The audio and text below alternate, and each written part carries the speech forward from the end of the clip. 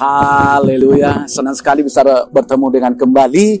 Saya akan membaca kebenaran firman Tuhan di part yang kedua ini, yaitu Galatia 6 ayat 1. Saudara-saudara, kalaupun seorang kedapatan melakukan suatu pelanggaran, maka kamu yang rohani harus membimbing orang itu ke jalan yang benar, dalam roh lemah lembut sambil menjaga dirimu sendiri, supaya kamu juga jangan kena pencobaan. Saudaraku yang dikasihi oleh Tuhan, firman Tuhan ini begitu tegas mengingatkan kepada kita bahwa kita yang rohani harus membimbing orang yang jatuh di dalam dosa.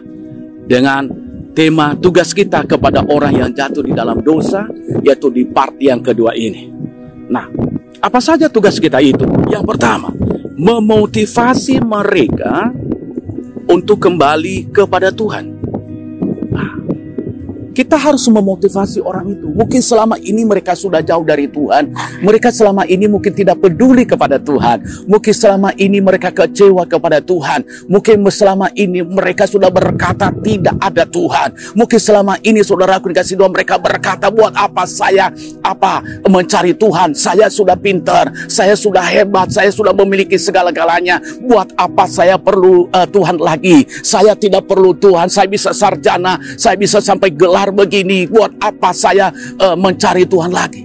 Saudaraku dikasihi Tuhan, tugas kita sebagai orang yang percaya kepada orang yang jatuh di dalam dosa adalah memotivasi mereka, arahkan mereka, bimbing mereka, didik mereka, saudaraku dikasihi Tuhan, tuntun mereka agar mereka kembali kepada Tuhan. Itu tugas kita. Jangan kita jauh dia. Udah kalau dia nggak mau percaya lagi. Udah kalau dia nggak mau datang sama Tuhan lagi. Udah biarin aja. Jangan. Itu justru kita bersalah di hadapan Tuhan. Justru kita berdosa di hadapan Tuhan. Kenapa? Karena kita biarkan orang itu jauh kepada Tuhan. Tetapi hari ini sebagai hamba Tuhan, mari kita belajar bersama untuk memotivasi mereka untuk datang kepada Tuhan. Yang kedua adalah memotivasi mereka untuk kembali kepada persekutuan.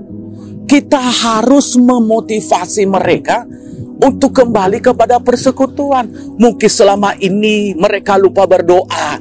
Mungkin selama ini tidak ada mesbah keluarga. Mungkin selama ini tidak ada doa pribadi. Mungkin selama ini tidak pernah datang lagi ke gereja. Mungkin selama ini sudah tidak ikut lagi, contohnya komsel. Bahkan saudaraku ada ibadah tengah minggu. Mungkin selama ini mereka lagi tidak pernah lagi, saudaraku dikasihi Tuhan, merendahkan diri kepada Tuhan. Mungkin selama ini mereka hanya, saudaraku dikasihi Tuhan, formal, mereka orang percaya kepada Tuhan, tetapi mereka tidak pernah menikmati persekutuan dengan Tuhan. Saya sangat percaya hari ini, mari kita sebagai orang yang percaya kepada Tuhan, kita memiliki tugas untuk memotivasi mereka supaya kembali kepada persekutuan. Arahkan mereka, bimbing mereka. Mungkin waktu saudara, mungkin saudaraku dikasihi Tuhan, kuota saudara, mungkin saudara WA mereka, ayo kita datang ke gereja. Mungkin saudara mengirim kepada mereka renungan-renungan harian. Mungkin saudara juga menelpon kepada mereka. Itulah tugas mereka, supaya mereka kembali kepada persekutuan. Itu saudaraku dikasihi Tuhan, saya sangat percaya kalau kita mengerjakan ini, mereka pasti akan kembali kepada Tuhan. Yang ketiga, saudaraku dikasihi Tuhan, yang perlu saya sampaikan kepada kita, ya, tugas kita kepada orang yang hidup di dalam dosa lah, kita harus menuntun mereka dengan roh lemah lembut.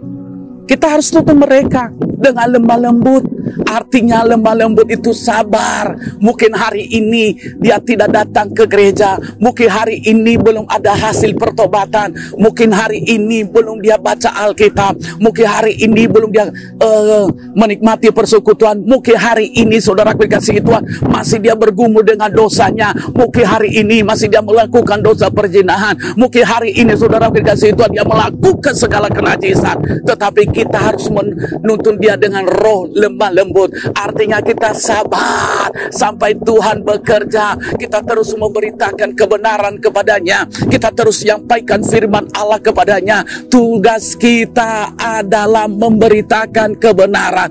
Tugas kita adalah menuntut dia pada roh lemah lembut. Suatu saat Roh Kudus akan bekerja. Suatu saat Roh Kudus akan menjamah dia. Suatu saat Roh Kudus juga akan membawa dia sehingga dia meninggalkan segala dosanya itu. Itulah tugas kita sebagai orang yang percaya kepada Tuhan. Nah, untuk itu saudara dikasih Tuhan, saya ambil kesimpulan dari dua part ini saudara dikasih Tuhan, yaitu kita harus mengambil tugas ini supaya banyak orang diselamatkan. Dan dengan roh lemah lembut, saya percaya mereka akan bertobat dan kembali kepada Tuhan. Sukses saudara, Tuhan Yesus memberkati. Amin.